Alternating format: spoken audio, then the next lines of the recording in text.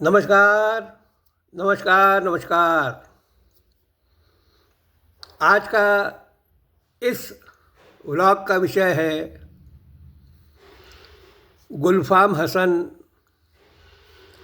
और किराने लाल की साकली। बचपन में हम एक खेल खेला करते थे, इसको हम बंदी साकली बोलते थे, कई जगह उसको साकली भी बोला जाता था।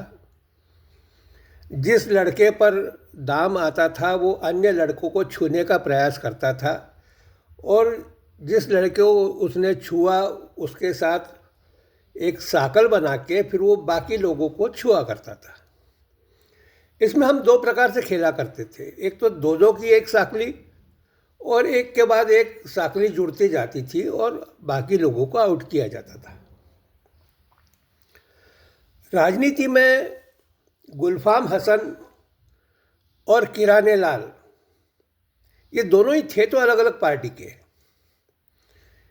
एक पंजा छाप था, एक कमल छाप था, परंतु अपने आप को शातिर मानते हुए किराने लाल ने जब अपनी राजनीति की शुरुआत की तो अपने आप को कि हाँ हाँ हम इस पार्टी से हैं ज़रूर, पर दूसरी पार्टी के भी लोगों के साथ हम अच्छे संबंध रखते हैं। दरअसल किराने लाल को महापौर जो है वो गुलफाम हसन ने ही बनाया था और गुलफाम हसन भी अपनी मस्ती में था उस समय। पर अब वर्तमान स्थिति ये है कि यह साकल जो है वो टूटने की संभावना है, जिसमें से किराने लाल तो गए और गुलफाम हसन भी गए। अब आप ये ज़रूर मुझे पूछ सकते हैं कि ये गुलफाम हसन कौन? वैसे दर्शक बड़े होशियार होते हैं, समझ गए होंगे, पर मुझे फिर भी ऐसा लगता है कि मैं आपको बताऊं। गुलफाम हसन आपने एक कैरेक्टर देखा होगा सरफरोश पिक्चर में, जिसको निभाया था नसीरुद्दीन शाह ने। यह इस टाइप का एक दोगला कैरेक्टर था जो रहता तो भारत में था पर जासूसी करता था पाकिस्तान की। परंतु हमारा राजनीतिक गुलफाम हसन जो है वो दोगला नहीं, वो तिगला है। या हम जैसे गणित के अंदर एज्यूम करते हैं एन, वैसे ये एनएच गला भी यदि होगा, जो लोग गणित से संबंध रखे होंगे या रखते होंगे या रखा होगा वो समझ सकते हैं इस भाषा का कि वो कितने गले का होगा, इसका कोई भरोसा नहीं है। दोगला नहीं है, तिगला भी हो सकता है, चौगला भी हो सकता है। तो ऐसे समय पे हम उसको एन गला बोल सकते हैं, पर नहीं, ठीक है, अभी तो अपन उसको गुलफाम हसन ही कहेंगे। तो गुलफाम हसन एक राजनीति में हमारे प्रदेश के अंदर है, जो किसी समय हमारे मुख्यमंत्री भी थे। इसके गले की कोई भाषा नहीं है। अभी रिसेंटली इसने अपने पार्टी में ही बगावत के सुर छेड़े। उम्र हो चुकी है, अब जवानी की वो ताकत नहीं रही, परंतु राजनीति में है इसलिए है कि किसी तरीके से अपने लड़के को आगे बढ़ाना चाहते हैं। और मैं आपको एक बात बता दूं कि वो राजनीति हो, धंधा हो या कोई भी क्षेत्र हो, जहां बाप अपने बेटे को आगे बढ़ाने का प्रयास करता है, बेटा असफल हो जाता है, फेल हो जाता है। क्यों? क्योंकि ज़मीन के ऊपर जितनी जड़ें बाप की अंदर पसरी होती है, किन्हीं कारणों से वो बेटे की नहीं होती है।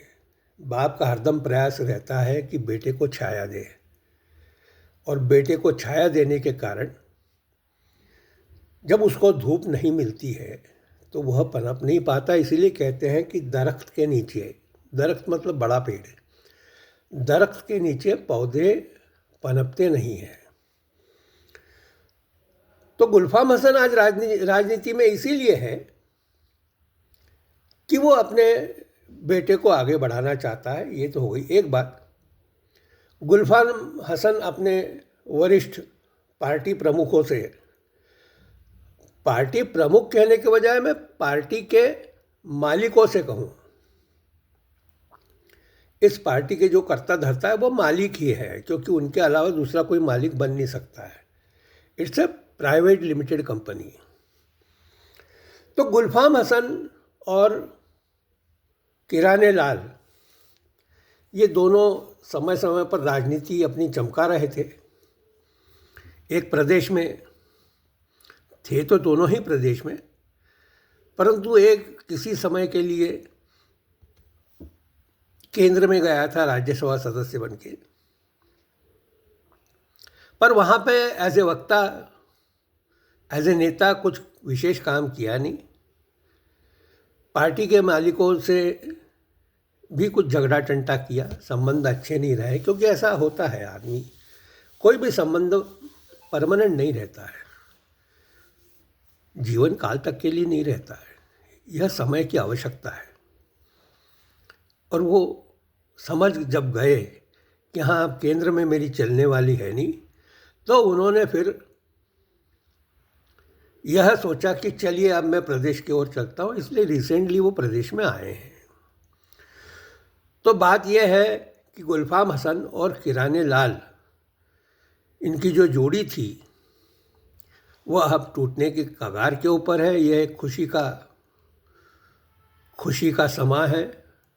प्रदेश को नया नेतृत्व किसी भी पार्टी के रूप में इस पार्टी में या उस पार्टी में देखने मिलेगा।